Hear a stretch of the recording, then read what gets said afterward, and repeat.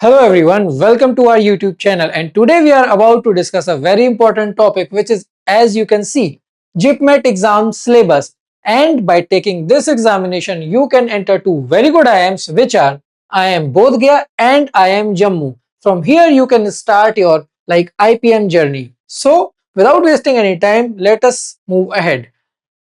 In this video, what we are going to actually do, we are not just looking at the syllabus, we are looking at the syllabus from a strategic point of view. And what is that? See, first we will see the last 3 years of trend.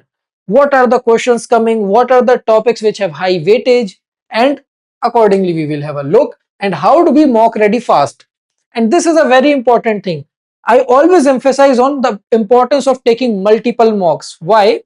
Because by observing a lot of scenarios we have understood, knowing some different concepts, knowing math concept, knowing any concept is one thing, and being able to apply that in actual mock test, in actual examination, is a different game. And why? Because when you take mock test, right, you have a clock, you have a timer running, right? And when that timer runs, that creates a bit of a stress, and due to that sometimes you're not able to choose and reject the correct questions. Not every question need to be solved, and to master that skill you need to take multiple mocks. You need not wait for the last moment, or 20 days before the exam, or 1 week before the exam to take mock test. So that was about the importance of mock test. So, and also we will focus on high weightage topics, strategize smartly and efficiently, how to finish the syllabus, high ROI topics, and get mock ready early. So moving ahead, first let us understand the exam pattern of this test, because it is different from IPMAT. Why? Because in this test you have, on a broader picture, let us understand, you have 100 questions and duration is 150 minutes. That is giving us some sense that it is a speed based test, right? And it is also, that is further enforced, that is further enforced by a thing that the cutoffs for this exam, right, out of 400 for both of these colleges, roughly we can say 320 plus is the safe score kind of. But also there's another thing, this exam is still evolving, right? It is still evolving, so we cannot very accurately say what is the safe cutoff. But one thing is for sure, in this exam it is easier than IPMAT, and if it is easier you need to try to attempt as much as you can. You should not miss any easy question, because that will create very large impact on your overall rank and percentiles. Okay, moving ahead, let us examine from easy, moderate, and tricky point of view. Okay, so now understand what is the type of questions coming in this examination from easy, moderate, and tricky or hard point of view, right? So over last 3 years, 100 questions were coming each year, no pattern change, no major pattern change. So out of those 300 questions, we have came to a conclusion which is easy to moderate. 80% of the questions are easy to moderate and 20% are tricky, or you can say hard questions. Now first, the disclaimer: easy, moderate, hard, or tricky depends on person to person, right? Some person may very well know any specific topic, let's say permutation, combination, or coordinate geometry, and tough question of that topic may seem simple or moderate to that person, but for others it's tough. So on a general sense, we have categorized the question according to this, and most of the questions are easy to moderate category, and this exam is below the level of IPMAT in terms of difficulty as per the previous trends. So we can understand what is easy and moderate question. See, easy question is some question like you understood a topic, you practiced 5-10 illustrations of that, and you are given a question, and you are able to solve that question in 1 or 2 minutes, or even in less time, by that practice only, understanding the concept, practicing 5 to 10 illustrations, and question is not lengthy too. That is easy question. Now coming to moderate question, those are the questions in which you know you can solve those, right? But it can take more time. Like it can take more time, it cannot take more time, but you are not very sure or confident ki you can do it in early or not. More chances of silly errors or something like that, but you can definitely solve these questions. And to be comfortable in moderate type of question, for any topic you need more practice. Let's say 20 to 30 illustrations of any specific topic that you need to do. Okay, so this was about easy to moderate section, and I have specifically said tricky in this paper. It is hard, or you can say tricky, because some question may not be actually hard in terms of number of steps involved, or like so heavy calculation, something like that.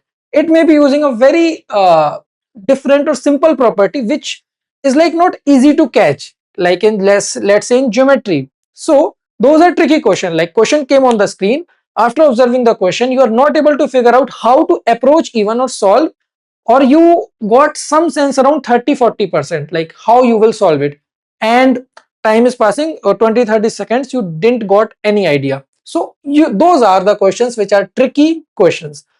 All in all, paper is on easy to moderate side, and if you study well you can definitely crack this test. All you need to do is take multiple mocks, increase your accuracy and speed, and that's it. Now, coming ahead, verbal trends last 3 years. First, let us see. Vocabulary, as you can see, is coming at 28. Total number of questions asked from vocabulary from last 3 years is 28. Grammar and sentence correction 25. Reading comprehension is 24. Other numbers are small, but these are the major and huge chunk. So, what is the key takeaway? You should definitely master these three sections. But in this also, there is some important hidden thing. That is, vocabulary is okay. It is at 28, but vocabulary is something which is like a huge ocean, right? You cannot predict with very high uncertainty ki, okay, I have covered 100, let's say 1000 word meanings, and from that only question will come. No, it doesn't work like that.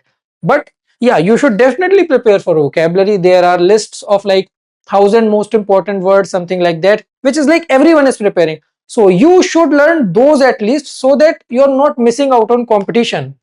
And coming to grammar and sentence correction, I will place this at more importance than vocabulary. We need to cover everything, but this is more important. Why? Because this can also help you in fill in the blanks. Firstly, because sometimes grammar based fill in the blanks also come in the test, which involve like tense, uses of tense, active passive voice, something. And you can also see direct and indirect speech, active and passive voice. This is also coming, and all this is part of grammar, and in grammar things are connected. It has a specific set of rules. If you cover all those with like good understanding, you can say with very high certainty ki okay, the question will come, I will be able to solve. There will be some here and there, but mostly you will be confident if you cover all the grammar rules and practice well. That is why I am saying grammar and sentence correction has higher priority in terms of importance of preparation as compared to vocabulary. And we cannot forget definitely reading comprehension. It is like must thing. You should practice reading comprehension also, because it also has a very high weightage. Now, coming to para jumbles, okay, they are consistently coming in the test, and in this para jumbles you can never be very sure, but yeah, you should practice. After practicing, you will get some idea. There are certain rules in solving para jumbles also, and since the nature of the test is easy, so if you learn those rules, right, how to solve para jumbles, you will be like confident enough, okay, if question comes I'll be able to solve it.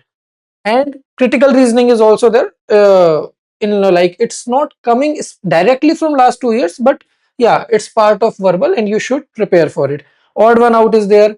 Okay, the key takeaway, as I mentioned, focus on reading comprehension, grammar and sentence correction first. Coming back to quant trend for last 3 years, but before getting a detailed idea, let us first have an overview of what is actually happening. If we see from this pie chart, which we have prepared by researching a lot, here we can see the weightage of different topics coming in the test. Okay, in 2025 you can see algebra 24.2%, arithmetic 33.3%, the biggest pie, right? And geometry is at 21.2%. So these three topics alone comprises of around 80% of the whole paper. Same was the case in 2024 and in 2023. Similar picture around, let's say 65% was comprised by these three sections. And now in arithmetic, algebra and geometry, there are some topics. These are not single topics. So now let us move into specific details. Okay, so here we have arithmetic first. In this, if we see, now the strategy of this test is whatever is there, right? You have to understand all easy questions. You cannot afford to miss, let it be number system or any isolated topic. Why? Because if the question is easy, you will not take much time to go through the easy portion of every chapter. So based on the categorization, arithmetic, here are the topics, and you can see there's no heavy domination of any specific topic. Everything is coming, right? Mixtures and allegation, the question one, only one question came directly in last 3 years, but it's not like that ki I should skip mixtures and allegation, because if easy question of that comes, it's like hardly like a 60-second question, and to cover the easy portion of mixtures and allegation you won't take much time. That is the thing of whatever topics are present here, just covering the easy portion and being comfortable to solve easy variety. It's not a very big game ki okay, oh, so many topics, how will I do? No, it's not like that. So this was about arithmetic. If we see for algebra, quadratic equation, indices, identities, and miscellaneous question, right, in which 2 or 3 topics are like mixed, or maybe it's a general algebraic question, not any specific topic. Linear equations, simplifications, this is the weightage, right? 21 questions in total came in last 3 years from this section. And why these are under one block? Because all these are connected. Some question, some part of quadratic equation can be used here, and they all go in chain. Same goes for arithmetic also. They are all connected. Ratio, proportion, profit, discount, everywhere like ratios will be used. Ratio we can use everywhere. So these is all connected.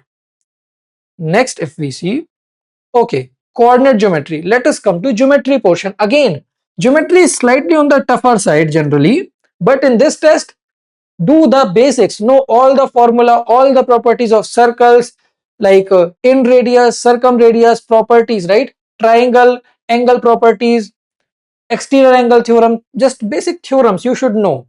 And based on that, this is the weightage. But do not think like coordinate geometry only one question came, so I will skip that entirely. Okay, you can prioritize it, but do not skip any topic for this test. Okay, so this was the weightage of geometry. Coming to isolated topics, right? This was geometry. Okay, everything was geometry, trigonometry and its applications.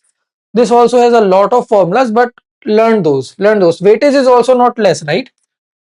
It can come, right? It can be used in geometry also. Some geometry based formula of area of triangle, which involves sine theta, if you remember. So coming here in the isolated topics, number system. Number system is looking like, okay, 2-letter word, number system, but inside it there are so many concepts: LCM, HCF, remainders, factorials, right? Many concepts are there. Cover those. Permutation and combination, it is slightly on the tougher side. To get hold of easy questions also of permutation, combination and probability, it takes more time. So yeah, with this topic I'll say it takes more time. You can cover it at the last, but do not skip. I'm telling again. Set theory, statistics, data sufficiency. This was the overview of the other thing. Okay, this we already saw. Now let us understand what is the weightage and distribution of the topics in logical reasoning. Logical reasoning analysis, right? Of the last 3 years, if we see data interpretation. Data interpretation is like consistently coming in large numbers. And this is must thing. Visual reasoning is also coming 1, 4 and 7, but this is kind of an abstract topic, like not any fixed rules, but when you do more questions, you understand what are those rules, right? Some idea you will get.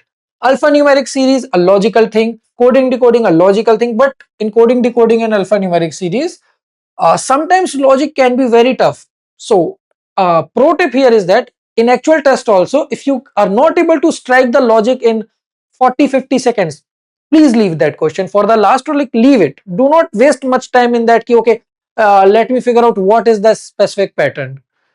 Clocks and calendar, sure, short question, like it doesn't have a very much variety or a so hard kind of thing. Just understand the basics and every question you can crack of this section. That is what I am saying. Analogy also, some easy only will come in this test, but if you're not able to decode what's the analogy, move ahead. Blood relations, definitely doable. Arrangements, doable. Critical reasoning, doable. Odd one out. Okay. Next, what else we have? Ranking and order. Direction, distance, puzzles, right? Set theory, syllogisms, some time, speed, distance. Okay, in logical reasoning kind of thing, maybe we can also say quant based reasoning, right? Some question can be of quant based reasoning and it is coming under this category. Next is vocabulary, grammar and sentence correction, linear equation, number series. So this was all about the logical reasoning syllabus, and in this video we have covered what is the syllabus of JIPMAT examination and what is the timing, how to approach, what is the nature of the test. Now let us see what we are offering you for this preparation. Okay, so we are offering around 5 free mocks for JIPMAT examination. All you need to do is that just Google JIPMAT mock test crack you. Tap on the first link. You will come to this page where you can see there are 5 mocks for JIPMAT examination, right? And as you register, you get the access of these mocks. Also, how to prepare for this test, because generally everyone is preparing for IPMAT and they also take this examination. Whatever you will study for IPMAT, most of it, like almost most of the preparation will definitely help you in JIPMAT exam. So how to prepare for IPMAT?